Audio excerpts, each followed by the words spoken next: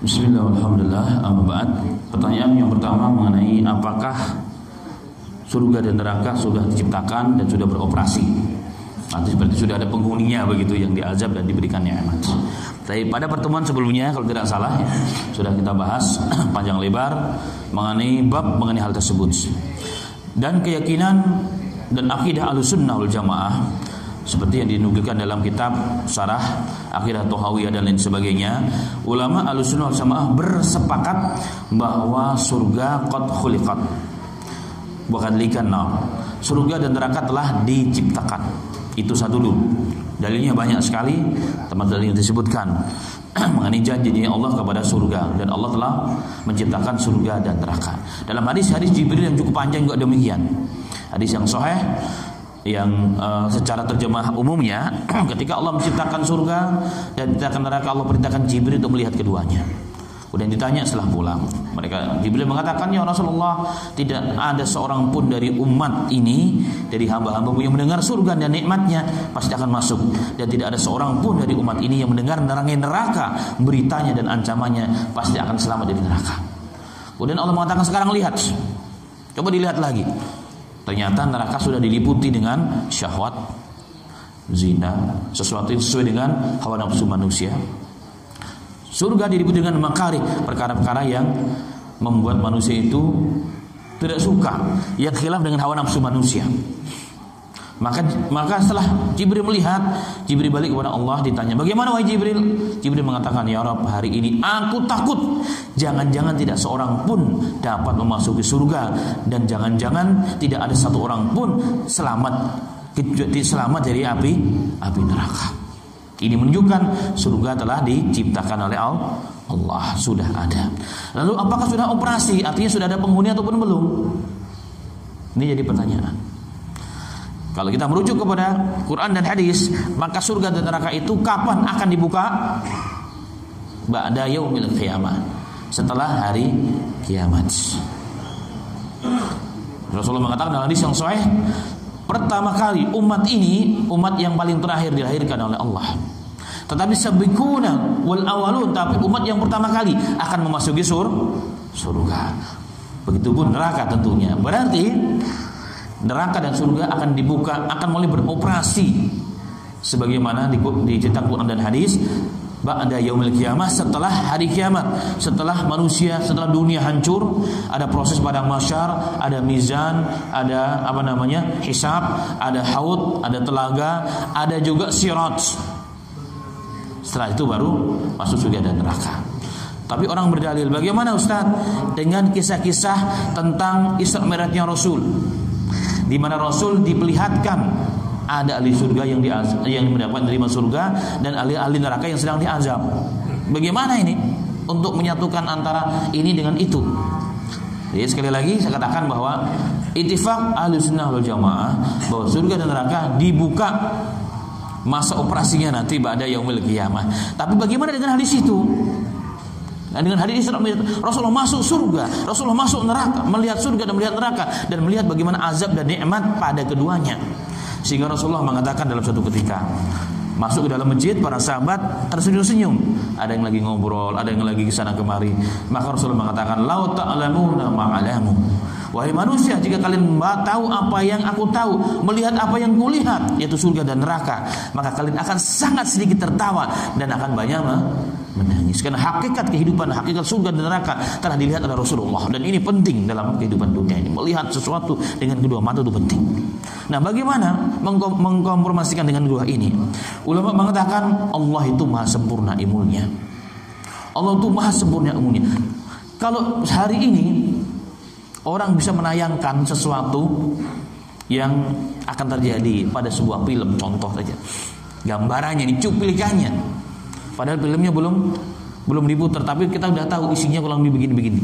Ini ilmu manusia yang sangat kecil, nggak seberapa persen daripada ilmu Allah yang maha sempurna. Maka ini sesuatu yang tidak mustahil. Ini semua adalah semacam cuplikan yang hak dan benar, yang Allah tunjukkan langsung, dan begitulah kejadiannya nanti setelah dibukanya, dioperasikannya neraka dan surga. Jadi akan Ada orang bertanya, apakah kira-kira itu mungkin manusia lain di dunia lain, atau mungkin ada dulu sebelum manusia ada manusia lain? Enggak ada. Jadi tidak perlu kita berpikir terlalu jauh. Jangan-jangan sebelum manusia ada manusia lain. Jangan-jangan selain di dunia ini ada dunia lain, sehingga mereka masuk neraka dan surga duluan. Enggak ada. Tidak ada. Dunia inilah satu-satunya. Tidak ada yang lain. Itu cuplikan. Ya, itu kalau menurut bahasa kita ada cuplikan untuk meyakinkan hal itu memang ada dan benar.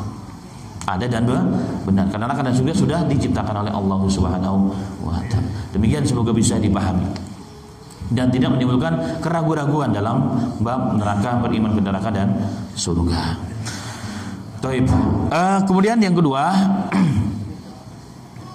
nanti kalau masih iskal boleh ditanyakan lagi. Yang kedua mengenai hadis yang tadi, Rasulullah mengatakan idza jaa Ramadan futihat abwabu jannati wa ghuliqat abwabun nar. Apabila datang bulan Ramadan, pintu-pintu surga dibuka selebar-lebarnya. Pintu neraka ditutup oleh Allah taala. Wa sufisayatin, dan setan-setan diikat oleh Allah.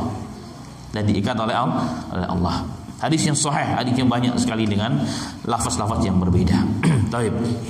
Ulama pertama berbeda pendapat mengenai makna hadis. Apakah ini maknawi atau real? Maknawi artinya adalah kiasan. Pintu itu seakan-akan dibuka, artinya dimudahkan oleh Allah.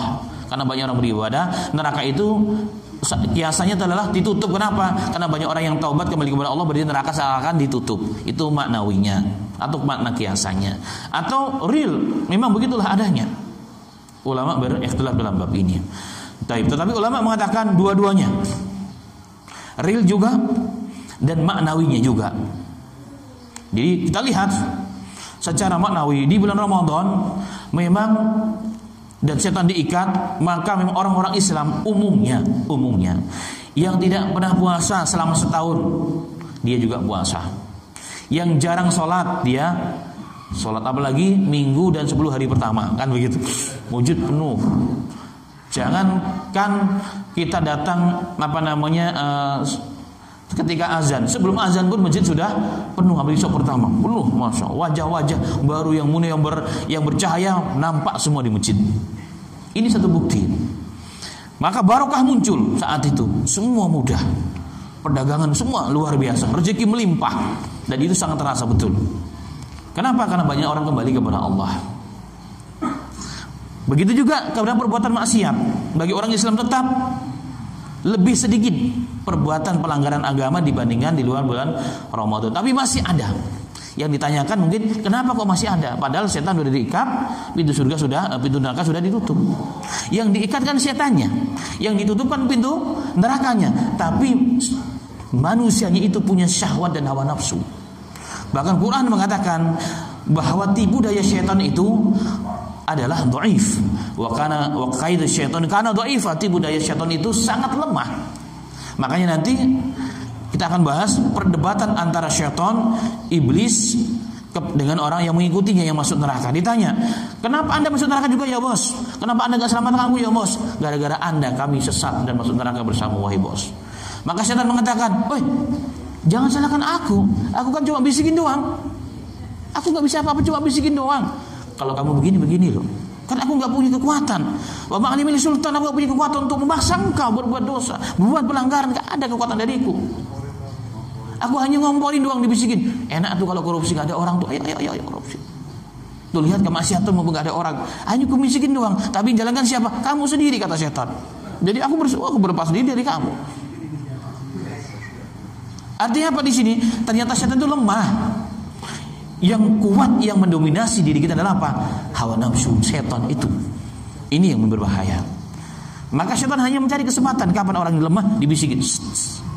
Maka hawa nafsu, makanya kenapa disuruh puasa? Agar fisik kita menjadi lemah. Fisik menjadi lemah karena kurang makan dan minum, kurang istirahat. Maka biasanya nafsu kita akan dikendalikan oleh rohani kita. Nah, rohani kita jika kuat, maka nafsu akan dikendalikan oleh diri kita. Nafsu harus ada dalam diri Islam.